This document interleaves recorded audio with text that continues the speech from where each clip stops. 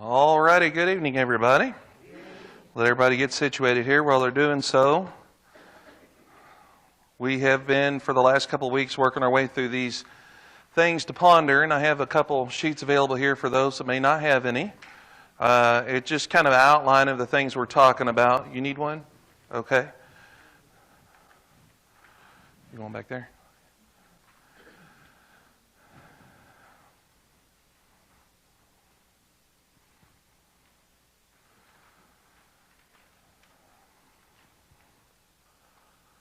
While we're getting situated, while it's on my mind, 2 weeks from today we will be having our fall revival, and we are going to be having a pitch-in meal following the AM service on that Sunday morning on the 26th. So we thought that'd be a good way to kind of kick things off. Fellowship meal right after the service that morning. So stay tuned for more details on that. Did we determine, are we providing chicken? Okay, all right. Okay. So we'll provide fried chicken, and then you guys with all your wonderful culinary talents will provide the delicious sides and desserts. Oh, who's doing the fish? Eric's, yeah. There are some filleted fish around here from the other night. I know Doug got some, and then the kids caught quite a few, and so it was a fun evening. We also have the Reds game coming up, and in case you didn't get with me this morning, if you have bought tickets for that game, you need to get with me, and you have to download an app on your phone so we can get you the tickets. And be looking for those on your email tomorrow. And when I have some time to sit down and get everybody's tickets sent out to them digitally, which has been fun to figure out. So keep your eyes open for that. Well, we are continuing in our study on these things to ponder. And we're looking at some different discussions. The first one, if I recall, was, will we have free will in heaven? Which was an interesting discussion. And does anybody remember where we landed on that? What's a good way to think about that? Can anybody sum it up?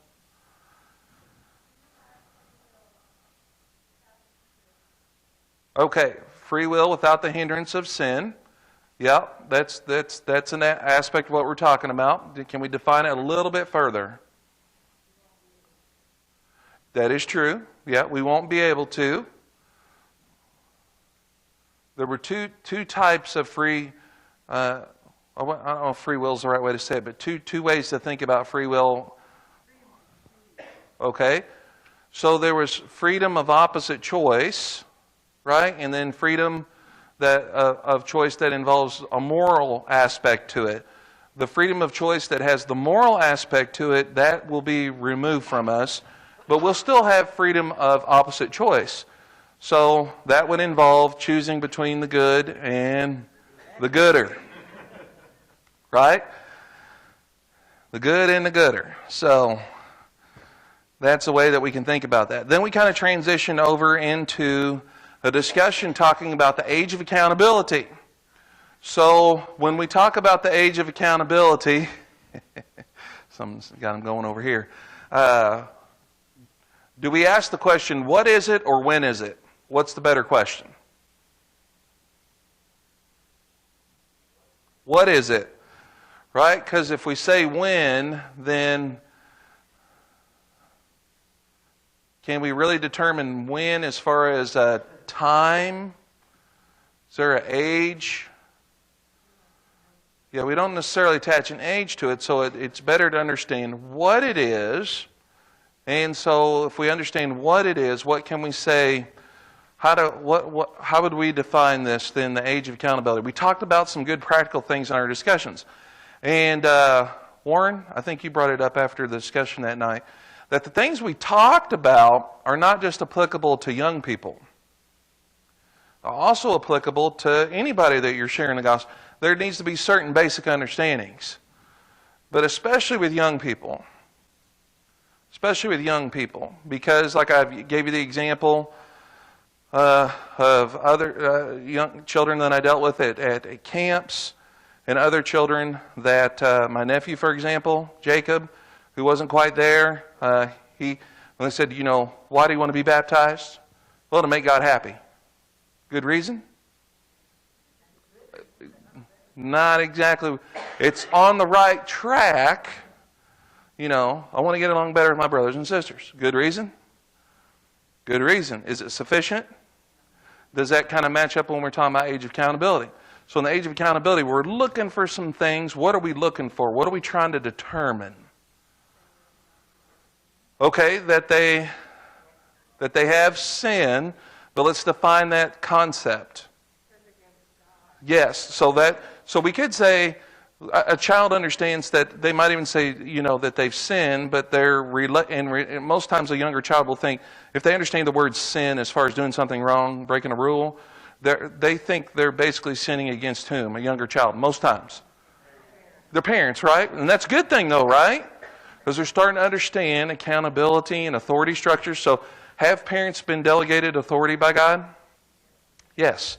Right? Remember when we talked about the spheres of authority that have been delegated by God?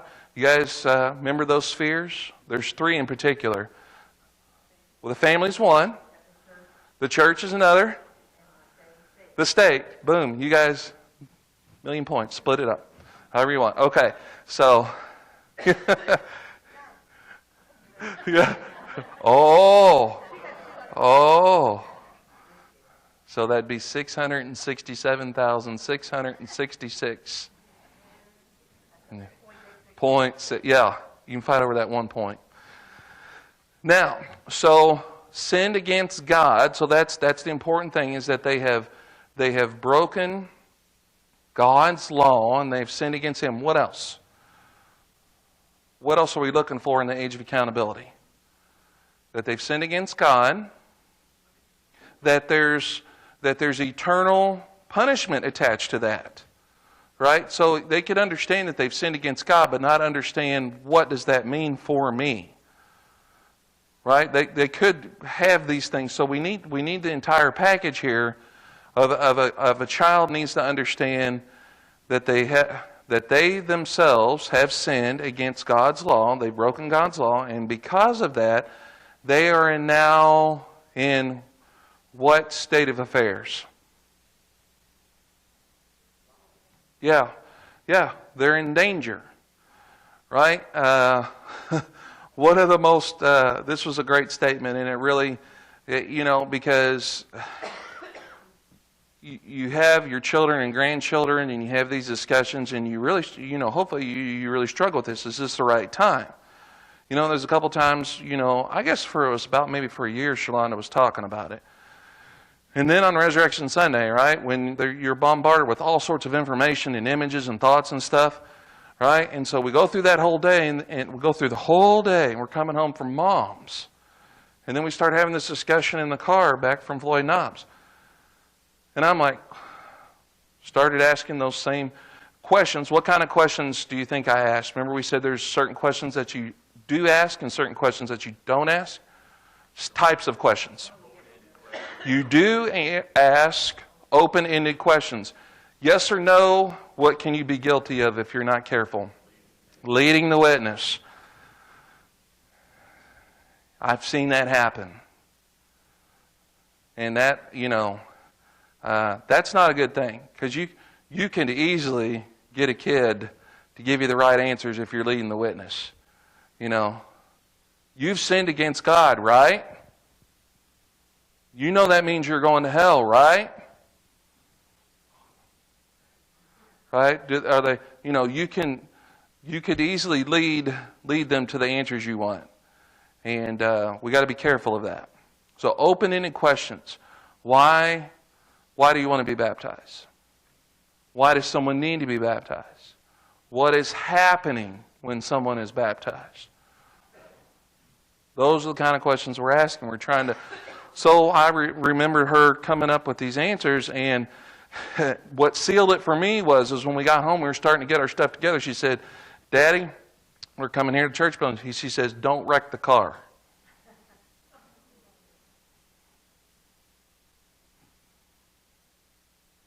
Because she knew that we needed to do something. And I was like, yep, we're doing the right thing. It's the right time. And so, and then later on, maybe a month later, 2 months later, I don't know, where were we? Somewhere in Louisville maybe. And I was coming up an on-ramp. And usually after I merge, I say, and that's how you do it. Right? So, come on, I'm not the only one. Because people don't know how to merge. Amen? Yes, right. Go 40 mile an hour coming onto a 70. You got to match the speed of the oncoming traffic. That's right. Well, I come up an on-ramp and I about had her on 2 wheels. We got up there and got on there, and then I said that, and out of the back I hear, "Oh, I sure am glad I was baptized."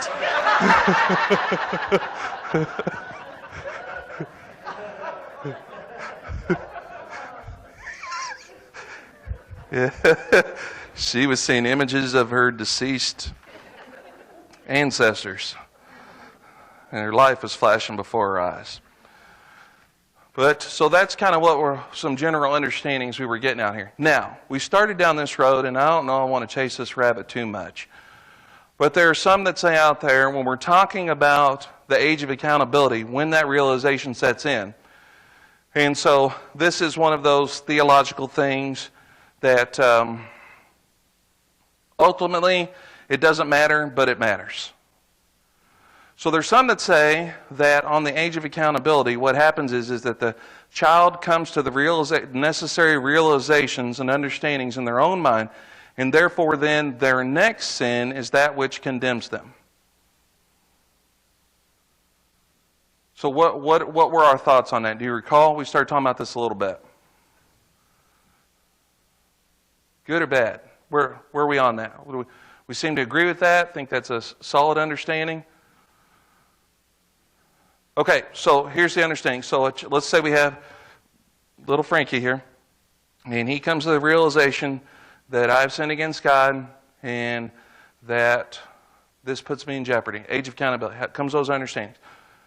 They would say, there are some that say that he's still innocent until he sins one more time. His next sin, now that he's aware of the consequences, that is when he becomes guilty. What are your thoughts? Does that clarify? Does that help?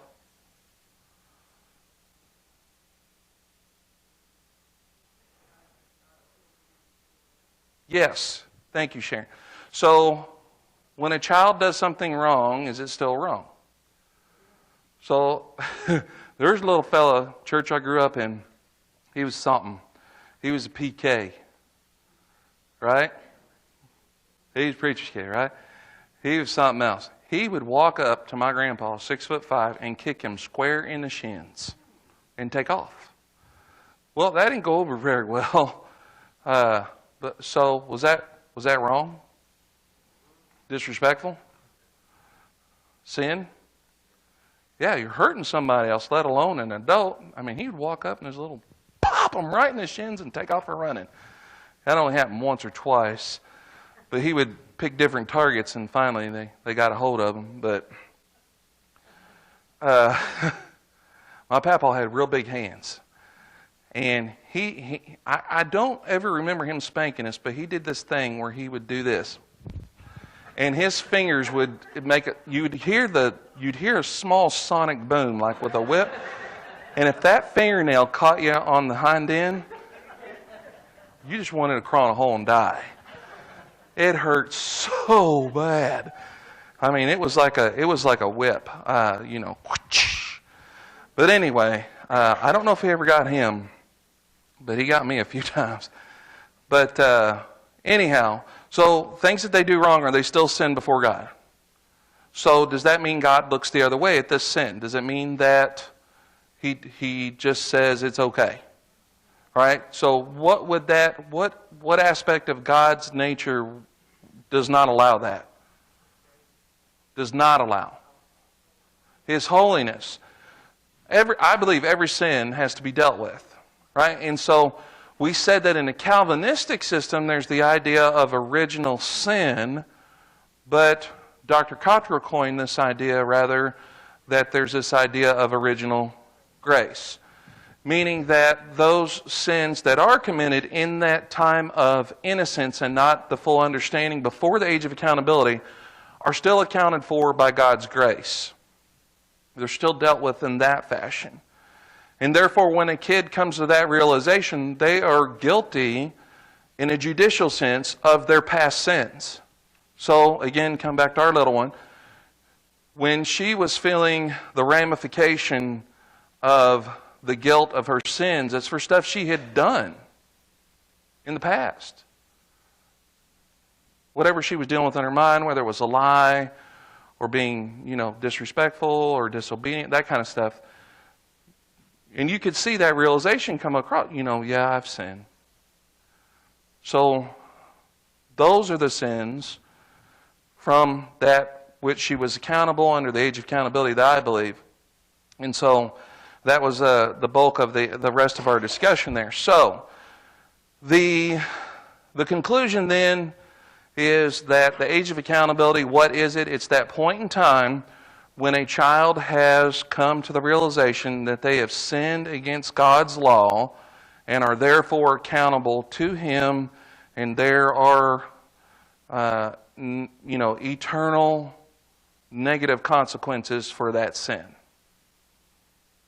So that's it in a nutshell. Any questions or comments about that before we move on to applauding and abetting evil? Questions or comments? So, this just crossed my mind. Okay. When does it not become age of accountability for an adult? That's just playing the advocate. You know what I'm saying? The guy that never heard about God. Okay, this was a question that Lynn actually posed to me last week, and this is a great question. And this, I think, is a little harder to answer. Because we're talking about when we're dealing with someone and their understanding, and are they ready to take the next steps towards God. But what about someone that's never heard about God? When do they become accountable? Now, that's a great question. And it's a little harder to answer. Because we understand that they are accountable. What biblical text do we really lean hard on here about that all are without excuse and are accountable regardless of whether they've heard or not? Romans 1, right? And so we understand that that's the case because all that God's eternal attributes have been made known through what has been created, that Romans 1 passage. And therefore, since those eternal attributes of God have been made known, then therefore all are accountable to Him. So in a pagan culture that's never been exposed to the gospel, at what point are they guilty? That's a harder question to answer, I think. I know that's a word, but I mean, It's really. I don't know that I've come across any. I need to do some deep digging on this about when does it set in for that state of affairs, and that's a great question. we know they're accountable. Yes, but like a child in a pagan culture, we think about the children. We think about the children that in the Bible were sacrificed to Molech.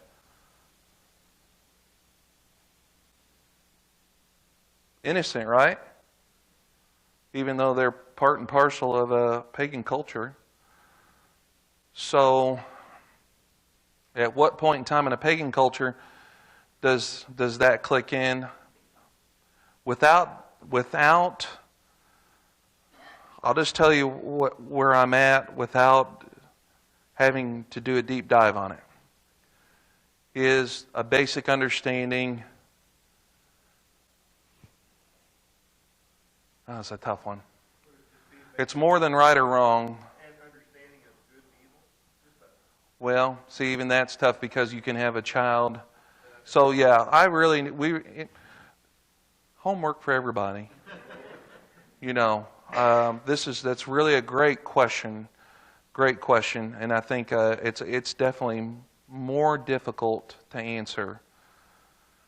And so let's see if we can come up with an answer together.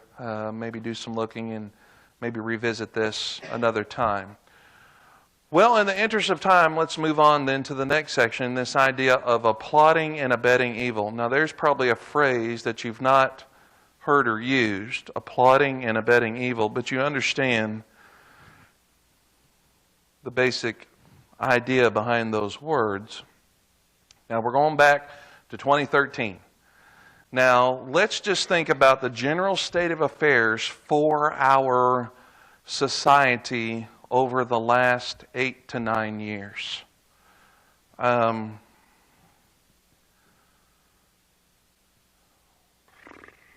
Anything changed?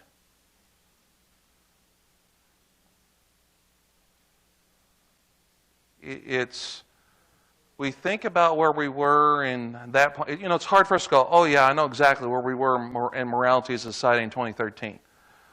But I think we can all, in a general sense, say, it feels like at this point, you guys remember the old Bugs Bunny cartoon where they're at the top of the cliff and they're in a little bitty snowball?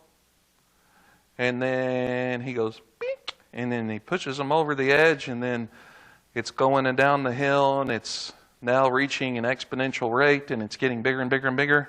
Kind of feels like we're barreling down the hill pretty good right about now, doesn't it? I mean, there's a part of me that thinks,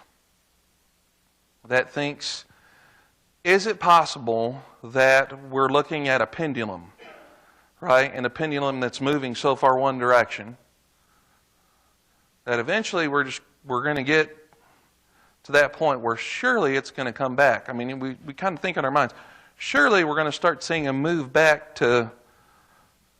Well, we kind of thinking and waiting for that, aren't we? That there's going to be a reaction coming back this direction to the nonsense that we're seeing now.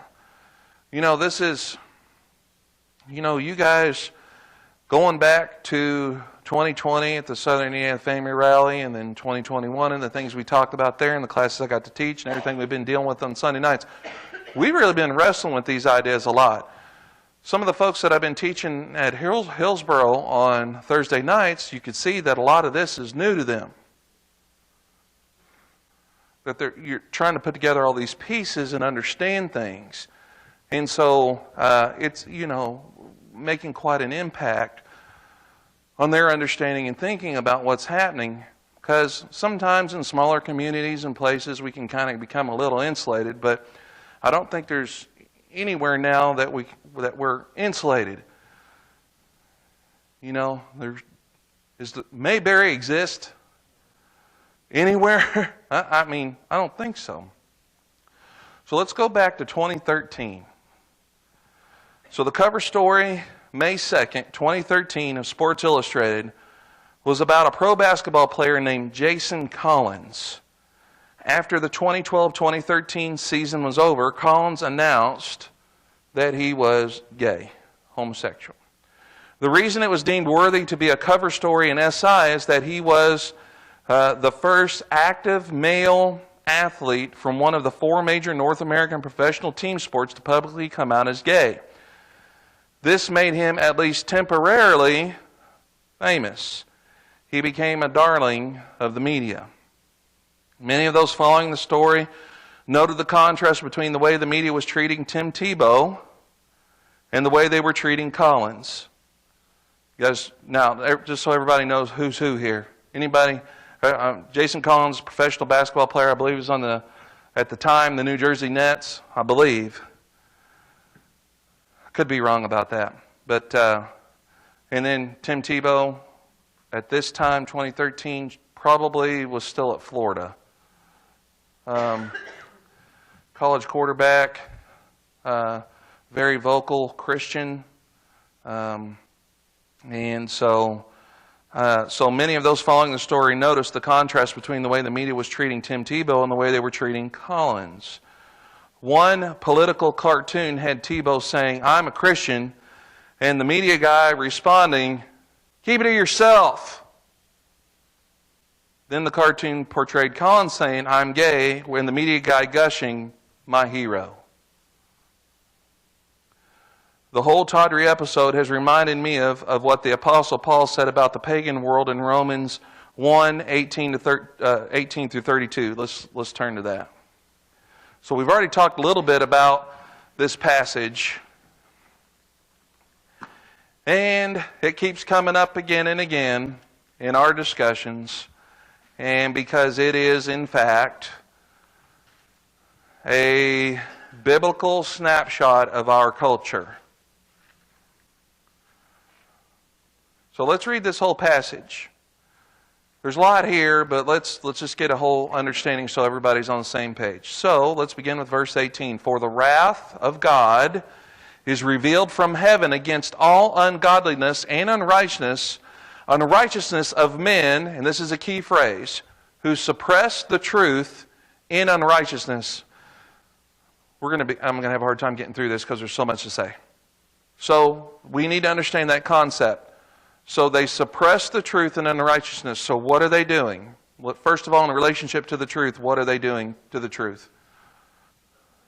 Suppressing it, ignoring it, turning their backs on it, not giving it. So we talk about that. You go to the ocean, you stand and look at the mountains. You see what's under the ocean. You understand anything about creation itself. And you look in the night sky and you just, probably every one of us in here have said, how could anybody believe that this was just time and chance? We probably all said that, right? Because, that's just kind of the reaction that's within us. It's so beautiful and intricate, and the power behind it all, and the knowledge and the wisdom that's all bound up in the... if we really just took the time to go out here and dig around in the grass, we would be amazed at everything that we would find. That's one thing, I've said this before, I love about little kids. All they need is a stick and about a 4x4 patch of grass, and they're good. Squat down there and look at every little thing, and if there's an anthill on there, look at the ants, and then, maybe poke around on there a little bit and see how they react to it. We've all seen little kids do this, right? And so the wonder and amazement, I think, so what's happening is they're suppressing the truth. What's the reason, does this say? In unrighteousness. What's a simpler way of saying that? Sin. They're suppressing the truth because of sin. Now, what do we mean by that? Well, removing all nuance here and just saying it clearly, we're denying the truth, that which is so I can sin. So I can keep on living the way I want to live. That's what this means. Now, because, verse 19, that which is known about God is evident. Now, there's two things here. Notice the prepositions. Within them. It's evident within them, right? Because we talk about the moral law of God. Where's it written? On our heart. So we innately know that God exists. We know this. It's evident within them. For God made it evident, notice the preposition, to them. So it's from within and from without. Everything from within and from without says, yes, there is a God.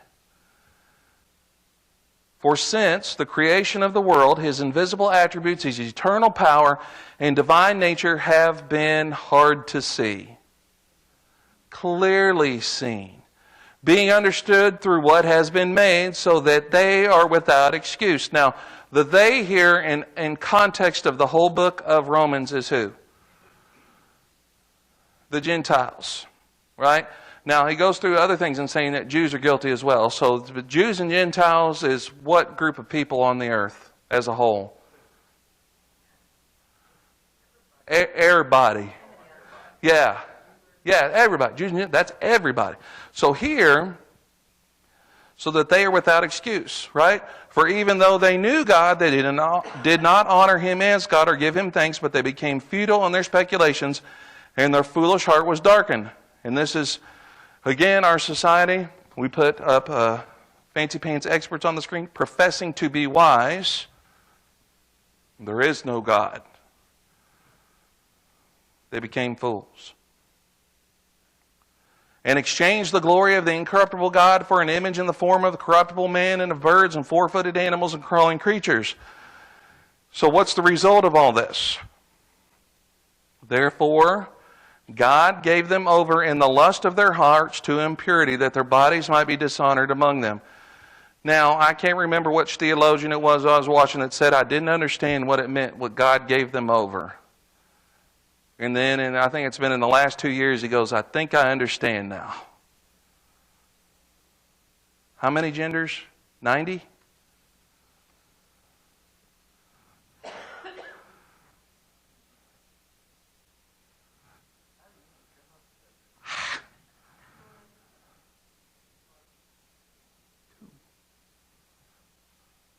That which is evident, right? Professing to be wise, 90. You guys just don't understand. You guys, you have no understanding, of what's really, there are over 90 genders. You're ignorant, uninformed, backwoods hayseeds. You have no right to speak on this subject. Professing to be wise, they became fools. And exchanged the glory of God, right? Therefore God gave them over in the lust of their hearts to impurity, that their bodies might be dishonored among them. For they exchanged the truth of God for a lie, and worshipped and served the creature rather than the Creator, who is blessed forever. Amen. Now, in our society today, who's the creature? See, in the context here, we think, oh, that's idols that they carved up to look like a horse or a dog. Think about all the Egyptian gods, all that kind of stuff. But when they say they worship the creature, who's the creature now?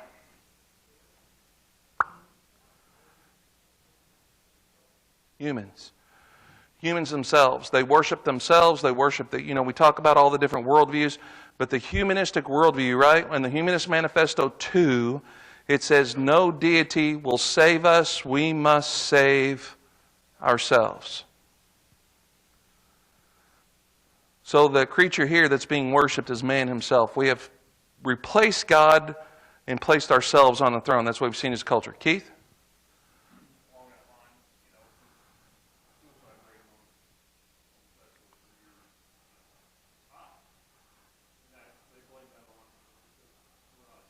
Oppression.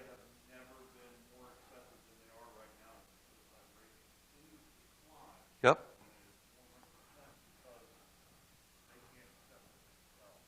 Yeah. It's fascinating that you bring that up. Yep. Good point. Verse 26 again, it says, "For this reason God gave them over." Well, what did He give them over to? To degrading passions, for their woman exchanged the natural function for that which is unnatural.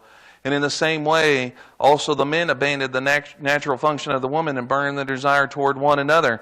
Men with men committing indecent acts and receiving in their own persons the due penalty of their error.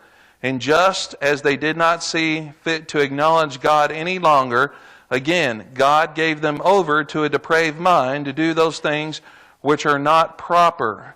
Being filled with all unrighteousness and wickedness and greed and evil, full of envy and murder and strife and deceit and malice, they are gossips, slanderers, haters of God, insolent, arrogant, boastful, inventors of evil, disobedient to parents, without understanding, untrusting, unloving, unmerciful.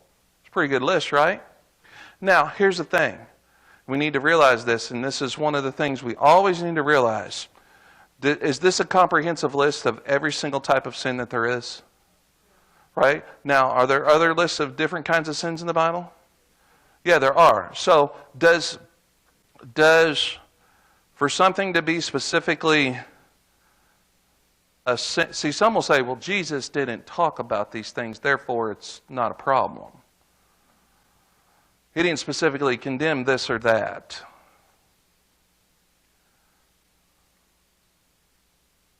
Did Jesus speak specifically about rape?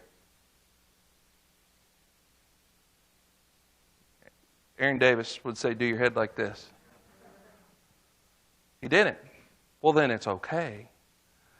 That logic's ridiculous, right?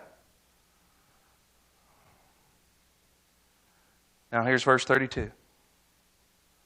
And although they know the ordinance of God, that those who practice such things are worthy of death, they not only do the same, but also give hearty approval to those who practice them.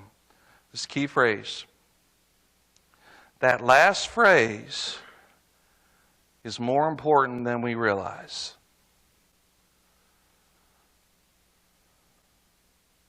In this passage, God declares that even those who have never had access to the Bible know from what God has written on our hearts that certain kinds of behaviors are sinful. This includes the list of sins he names in Romans 1:24 through 31, where he gives special attention. Now, out of all these things, what does he give special attention to? The homosexualism. Now, we're going to use the term homosexualism, and then we'll talk about this here in a little bit. Now, in verse 26, the apostle specifically condemns lesbianism. For this reason, God gave them over to degrading passage, for their women exchanged the natural function for that which is unnatural. This is the only specific reference to female homosexualism in the Bible, but it is clear enough. Then in verse 27, Paul turns to male homosexualism and declares it to be wrong in many ways. Quote, and in the same way, also the men abandon the natural function of the woman and burning their desire toward one another, men with men committing indecent acts and receiving in their own persons the due penalty of their error. Then, after naming over a score of other sins, Paul affirms that we all know that these things, including homosexualism, are wrong. Verse 32, they know the ordinance of God, that those who practice such things are worthy of what? Death. When Paul says they know, he means every human being. We all know that homosexual behavior is wrong because God has written it upon our hearts. Nevertheless, as the apostle says in verse 18, it is characteristic of ungodly and unrighteous men to suppress the truth in unrighteousness. The widespread presence of all the sins mentioned in verses 26 through 31, especially homosexual behavior, indicates the depth to which our culture has sunk. But the Collins affair has turned the spotlight on another, even more demonic aspect of evil, as mentioned by Paul in the end of verse 32. Namely, that when someone is seen to be guilty of such sin, his fellow sinners not only do the same, but also give hearty approval to those who practice them. See, this is a whole nother level where a society goes. See, a society could be in a place where everybody kind of knows it's wrong, but we just won't talk about it. Or it's hush-hush, or in the darkness. I mean, I think I was telling you guys about what they found in Louisville. Was it you all? I get confused now. Yeah, where they were working on these buildings, they found all these tunnels connecting these buildings, and it wasn't to run liquor, it was for sexual things. We're talking about those kind of things that used to be done in darkness, now are done in light and applauded. Go ahead.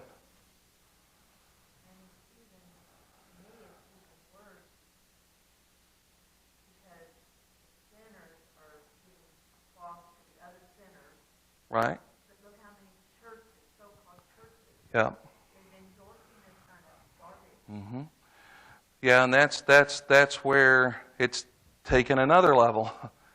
That these kind of things have been now approved and brought into, we'll call it the evangelical world, or we'll even call it the Christendom as a whole. I mean, there's an article just about every week or month about certain, whether it's in the Presbyterian or a Methodist, where they are ordaining their first. I think I saw one where it was a lesbian couple that were going to be dual pastors over this congregation, and how wonderful it was. And so we're seeing this even moving its way into, I use the term loosely, Christendom, the evangelical world. Now, this hearty approval that we're talking about is what we've been witnessing ever since Colin made his announcement. This man has not just been defended, but praised, congratulated, and indeed made into a hero for something that is the epitome of sin. Thus, the guilt, the shame, and the condemnation. Here's the thing. This verse is telling us, and this is where we got to be careful, because I want to say this. I want to make sure that we all hear this very clearly. I think we all have individuals in our life, people that we love and care about, that are a part of the LGBT, I don't know all the letters now, I'm not being funny, but community. We all have, probably everybody here can think of a person that's in their family or that they love and care about. And so when you have those sort of emotional feelings towards someone, you have to fight that battle of, I love and care about this person. So the temptation is to accept and approve.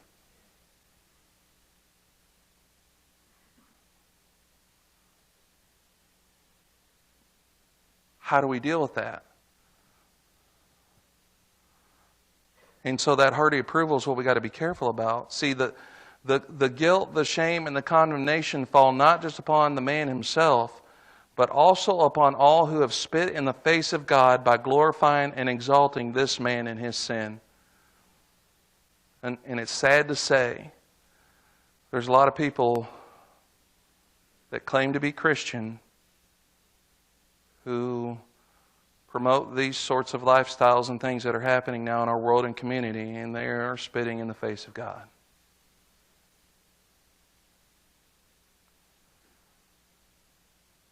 Now, in Dr. Cottrell's commentary on Romans, he said this about Romans 1:32. Quote, here Paul indicates that there is something worse than committing the sins named here. Paul makes it clear that applauding and encouraging indulgence in sin is a serious aspect of the depravity of the Gentile world. We could just scratch that out and put America. The word means to be pleased along with, to consent with, to give approval to applaud. Paul uses this very word to describe his participation in Stephen's death. You guys remember that? Paul was there at Stephen's death, and the same Greek word that he uses to describe his participation in that evil event is the same word he uses here, talking about applauding and abetting evil. Though he did not throw any stones. He didn't throw any stones, but was Paul guilty?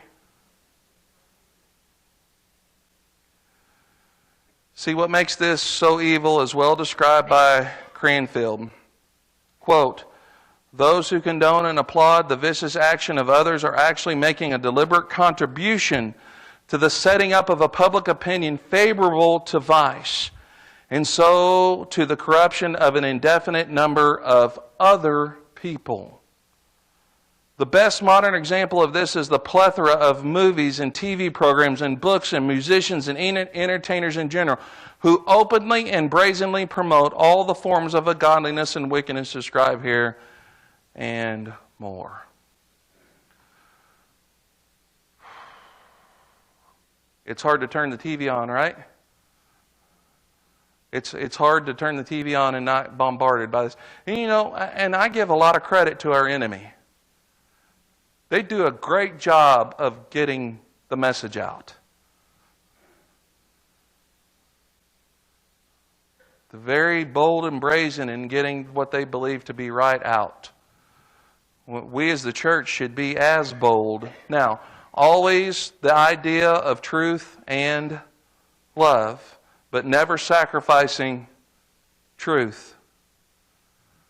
See, what happens now is we go out as a church, we say we need to go out in love, but then we end up sacrificing the truth in the process, and sacrificing the truth, trying to move forward only in the name of love, actually ends up in this verse,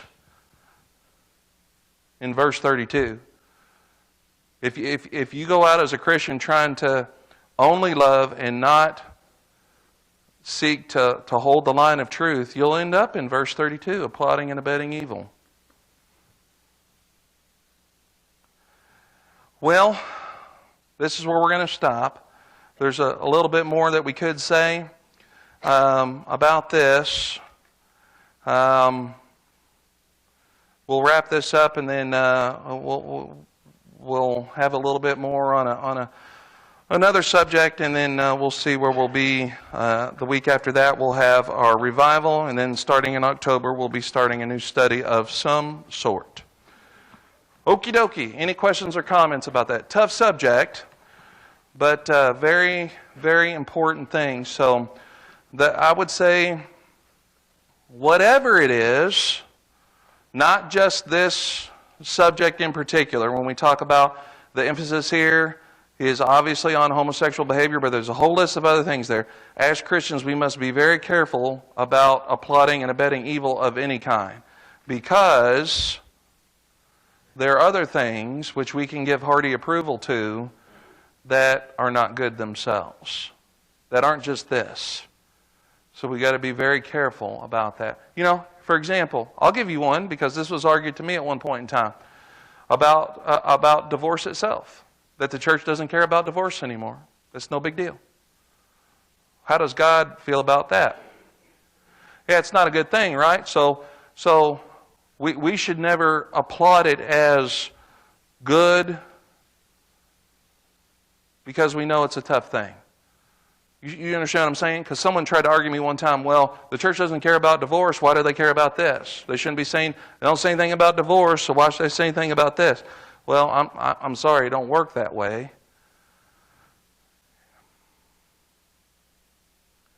Because as I see it right now, there's not a movement in our society to normalize it as such, but that's a different subject. But anyway, so we got to be careful, whatever it is, that we be careful that we don't fall into that idea of applauding and abetting evil. It's a very important thing. Okay, any thoughts, comments, questions?